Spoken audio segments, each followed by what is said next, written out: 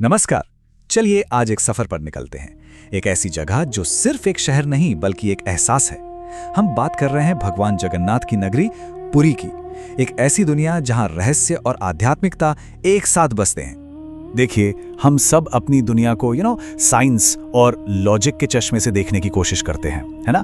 पर कुछ जगहें ऐसी भी हैं, कुछ बातें ऐसी हैं जहां ये सारे नियम, सारी समझ थम सी जाती है और शायद हमें कुछ गहरा सोचने पर मजबूर करती हैं।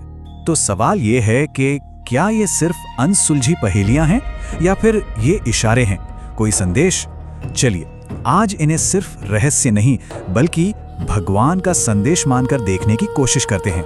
ये हमारी एक आध्यात्मिक खोज होगी। तो आइए इस सफर की शुरुआत करते हैं पुरी के उस पवित्र माहौल से।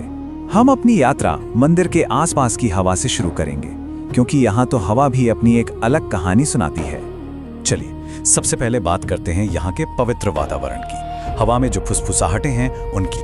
अब ये देखिए, ये बात कितनी अजीब है। मंदिर के शिखर पर जो झंडा है वो हमेशा हवा के उल्टी दिशा में लहराता है। जी हाँ, जिस तरफ हवा बह रही है उसके ठीक ऑपोजिट। और इतना ही नहीं, मंदिर के मेन गुंबद के ठीक ऊपर कभी कोई पंछी उड़ता हुआ नहीं दिखता। ये कोई सुनी सुनाई बातें नहीं है, ये वो सच है जिसे रोज वहां देखा जाता है। अच्छा, अब जरा हवा के चलने का तरीका देखिए। कहीं भी किसी भी समुद्र किनारे पर जाएं तो दिन में हवा समंदर से जमीन की तरफ आती है और रात में जमीन से समंदर की तरफ। ये सिंपल साइंस है, राइट? पर पुरी में यहाँ ये पूरा खेल ही उल्टा है। दिन में हवा जमीन से समंदर की तरफ जाती है और रात में समंदर से जमीन की तरफ। मतलब प्रकृति का नियम यहाँ आकर पलट जाता है। क्यों? लोग इसे भगवान की लीला ही मानते हैं। तो हवा की इन अनोखी बातों के बाद अब नजर डालते हैं मंदिर की बनावट पर, इसकी वास्तुकला पर। कहा जाता है कि ये सिर्फ पत्थर और गारे से नहीं बल्कि किसी दिव्य इच्छा से बनी है। सोच कर देखिए, आप पूरी शहर में कहीं भी खड़े हों, किसी भी गली में, किसी भी कोने से, जब आप मंदिर के शिखर पर लगे सुदर्शन चक्र को देखेंगे ना, तो वो आपको हमेशा अपनी ही तरफ मुड़ा हुआ दिखेगा। ऐसा लगेगा जैसे वो बस आपको ही देख रहा है। कहते हैं ये इस बात का प्रतीक है कि भगवान की नजर हमेशा हर भक्त पर बनी रहती है। और मंदिर की बनावट का एक और कमाल है जिसके बारे में सुनकर शायद यकीन करना भी मुश्किल हो।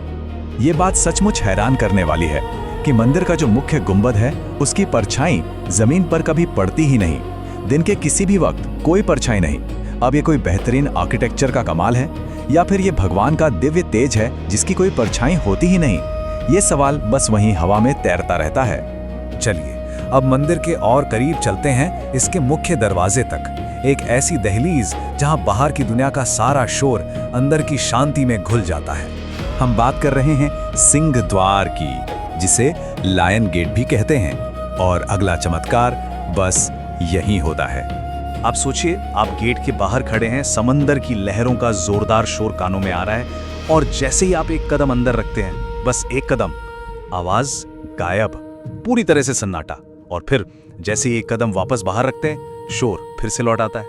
मतलब साउंड से साइलेंस का ये स्विच इतना अचानक और इतना परफेक्ट है। और इस खामोशी के पीछे एक बहुत ही प्यारी कहानी भी है।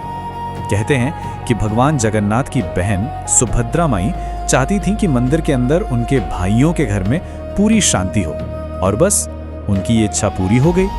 ये एक बहन के प्यार की, उनकी इच्छा की शक्ति का प्रतीक है। अब मंदिर के अंदर की शांति से आगे बढ़कर उस कृपा की बात करते हैं जो यहाँ प्रसाद के रूप में बरसती है, जिसे हर कोई महसूस कर सकता है। मंदिर की रसोई में हर रोज भगवान के लिए और हजारों लाखों भक्तों के लिए प्रसाद बनता है। और यहीं पर एक और चमत्कार होता है जो दिखाता है कि भगवान का भंडार कितना बड़ा है। बात यह है कि मंदिर में आने वाले लोगों की गिनती तो बदलती रहती है। कभी कुछ हजार लोग आते हैं तो किसी दिन लाखों, लेकिन प्रसाद कभी कम नहीं पड़ता। और सबसे बड़ी, सबसे हैरान करने वाली बात यह है कि प्रसाद का एक दाना भी कभी बर्बाद नहीं होता। मतलब जितना भी बने वो पूरा हो जाता है, कुछ भी वेस्ट नहीं होता। ये तो वाकई एक दिव्य चमत्कार ही है। ये तो हुआ रोज का चमत्कार। पर यह कृपा सिर्फ मंदिर की दीवारों तक ही सीमित नहीं है। खासकर तब जब हर साल रथ यात्रा निकलती है, तब यह कृपा एक अलग ही रूप में नजर आती है। हर साल जब रथ यात्रा निकलती है तो गुंडीचा मंदिर के पास एक खास जगह पर भगवान का रथ अपने आप रुक जाता है। कोई उसे रोकता नहीं है, वो बस अपने आप खड़ा हो जाता है। और आज तक कोई नहीं समझ पाया कि ऐसा क्यों होता है। इसका कोई लॉजिकल जवाब नहीं है। लेकिन इसका आध्यात्मिक मतलब बहुत गहरा है। पता है ये अक्सर कब होता है? शाम के वक्त, जब मंदिर के दरवाजे बंद हो चुके होते हैं। तो इस वजह से उन हजारों भक्तों को भी दर्शन का मौका मिल जाता है जो शायद देर से पहुंचे हों। इसे भगवान की करुणा की तरह देखा जाता है, जैसे वो खुद रुककर कह रहे हों कि उनकी नजरों में हर भक्त एक बराबर है।